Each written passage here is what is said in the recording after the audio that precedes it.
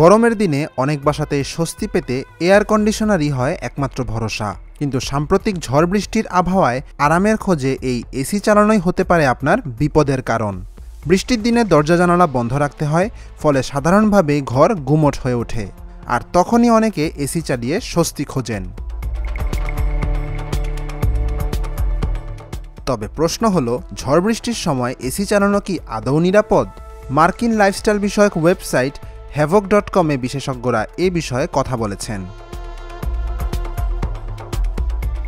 বিশ্বের অনেক শীর্ষস্থানীয় এসি সংস্থার মতে, ঝড় বৃষ্টির সময় এসি চালানো ঝুঁকিপূর্ণ হতে পারে, কারণ এই সময়ে প্রকৃতিতে উৎপন্ন হতে পারে প্রায় 500 কোটি জুল শক্তির বজ্রবিদ্যুৎ। যদি এই তড়িৎ এসির সার্কিটে প্রবেশ করে, তাহলে মুহূর্তেই যন্ত্রের বড় ধরনের ক্ষতি হতে পারে। শুধু যন্ত্রই নয়, এতে হতে পারে প্রাণহানির মতো দুর্ঘটনাও।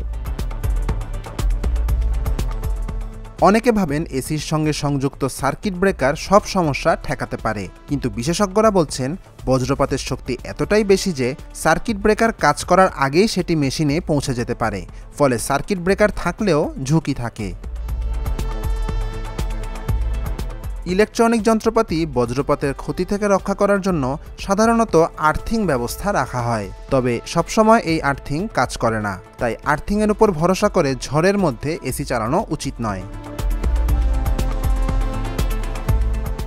বিশেষজ্ঞদের মতে, ঝড় শুরু হওয়ার সঙ্গে সঙ্গেই এসি বন্ধ করে দেওয়া উচিত। যদি বৃষ্টিপাত খুব প্রবল হয়, তাহলে কিছু সময়ের জন্য এসি ব্যবহার বন্ধ রাখা উচিত, কারণ বাইরে রাখা এসির ইউনিটে অতিরিক্ত পানি ঢুকলে মেশিনে শর্ট সার্কিট বা অন্য কোনো সমস্যা দেখা দিতে পারে। ঝড় বৃষ্টির দিনে একটু সতর্কতা আপনাকে বড় দুর্ঘটনা থেকে বাঁচাতে পারে। তাই আবহাওয়ার পূর্বাভাস দেখে, বিশেষ করে বজ্রপাতের সম্ভাবনা থাকলে এসি ব্যবহার না করাই ভালো। News desk, Dhaka journal.